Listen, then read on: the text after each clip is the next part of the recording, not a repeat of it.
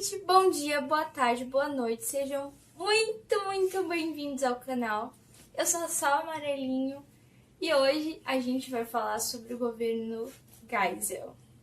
Lembrando que esse vídeo faz parte de uma série de vídeos sobre a ditadura militar e agora a gente vai falar do governo do Geisel. A gente está saindo do governo do Emílio Médici, que vai estar disponível aqui em cima. E agora a gente vai falar do governo do Geisel. O Geisel, ele foi eleito por o Emílio Médici quando ele terminou o governo dele. Ele foi denominado sucessor. E o Geisel fazia parte da linha dos Bourbon, que eu falei pra vocês que existiam duas linhas de pensamento, que era de linha dura e os Bourbons, ou também chamado castelista, porque o Castelo Branco, que foi o primeiro militar a se encontrar no poder, fazia parte. Que era uma linha que acreditava na redemocratização. Ou seja, eles pensavam na ditadura militar como uma forma de fazer uma limpa, assim, uma geral na democracia. Daí eles faziam uma geral e depois voltavam com a democracia, só que tudo mudado e tal, entende? De uma forma muito melhor. Fazia uma limpa e depois voltava com a democracia, que era uma redemocratização. E o Geisel fazia parte dos Bourbon. Como ele acreditava numa redemocratização, o governo dele foi marcado por uma abertura política que, segundo ele, deveria ser feita de forma lenta, gradual e segura. Tanto porque a ditadura tinha trazido muitas consequências na economia, tanto porque a população já não aguentava mais a ditadura, já estava todo mundo muito insatisfeito com a ditadura. Então, foi pensado nessa forma de redemocratização para ver se melhorava a situação do país. Então, em 1974, foram realizadas eleições diretas para senadores, vereadores e também deputados. Só que aconteceu o que os militares não esperavam. O Arena, que era o partido deles, ficou super de lado. E quem venceu nessas eleições foi o MDB. A maioria dos senadores, dos deputados, dos vereadores faziam parte do MDB. Então, os militares ficaram desesperados, pensando o que a gente vai fazer, meu Deus. E o resultado dessas eleições só mostrava o quanto a população estava insatisfeita com esse governo, com a ditadura militar. Então, o Geisel pensou numa forma, o que ele poderia fazer para resolver essa situação, para que o MDB pudesse ficar de fora, do caminho. Então, ele fechou o Congresso e instituiu um negócio que é chamado de Pacote de Abril, que estendia a Lei Falcão, que foi uma lei que restringia bastante as campanhas eleitorais. Então, o fulaninho que estava sendo candidato, ele não poderia aparecer nas suas campanhas para falar: e aí, pessoal, eu sou fulano, eu fiz tal coisa, não sei o que. Não. Nas campanhas eleitorais só era lido o seu currículo e também aparecia uma foto do camaradinho que estava sendo candidato às eleições.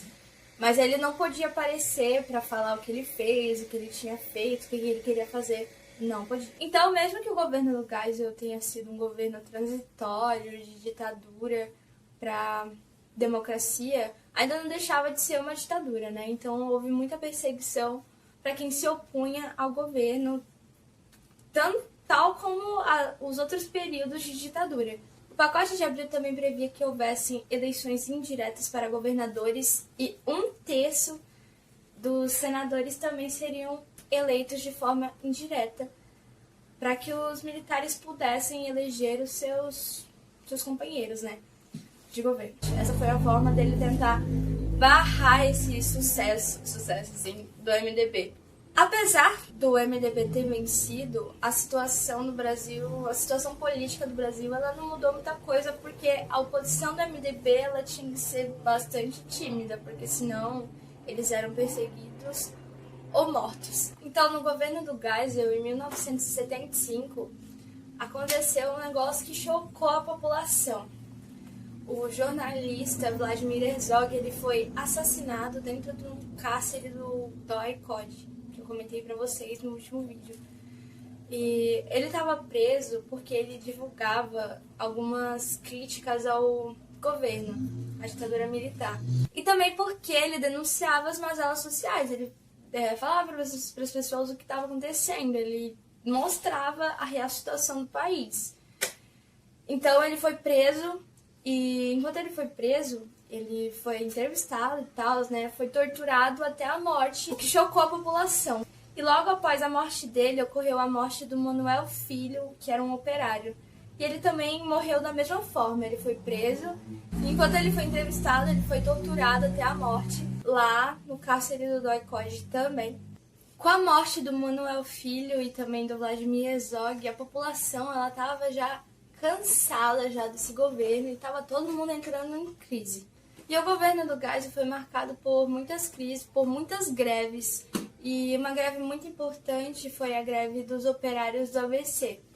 Eles entraram em greve e eles pediam por melhores salários, por liberdade e autonomia sindical e também por uma abertura política. Eles passaram um bom tempinho aí em greve. Assim como nos outros governos também tiveram muitas greves, porque as pessoas não estavam aceitando aquilo, né, gente?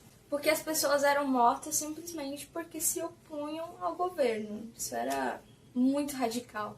Então, essa greve durou um bom tempinho aí. E como forma de restaurar a economia do Brasil, o Geisel implantou o PND, que é um Programa Nacional de Desenvolvimento 2.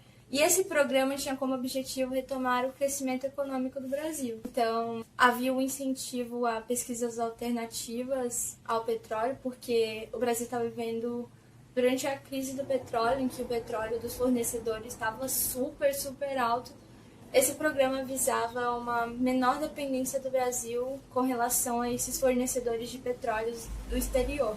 E também através da expansão das indústrias de base, como eletricidade, ferro, aço.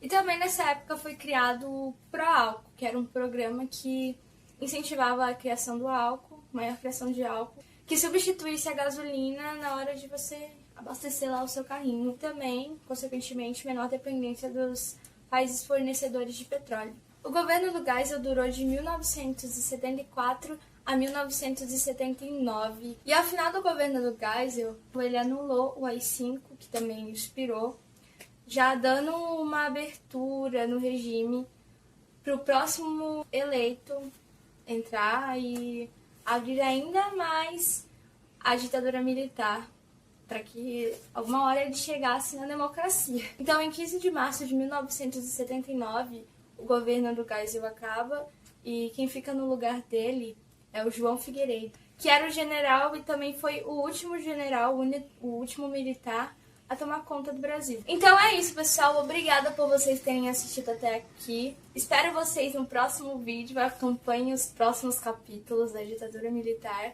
que na verdade será o último sobre o João Figueiredo. Eu espero que esse vídeo tenha sido útil para você. Não se esqueça de se inscrever aqui embaixo no canal para você acompanhar os próximos vídeos. E também não se esqueça de deixar um comentário, deixar um like, que isso ajuda muito. Um beijinho, até a próxima. Tchau!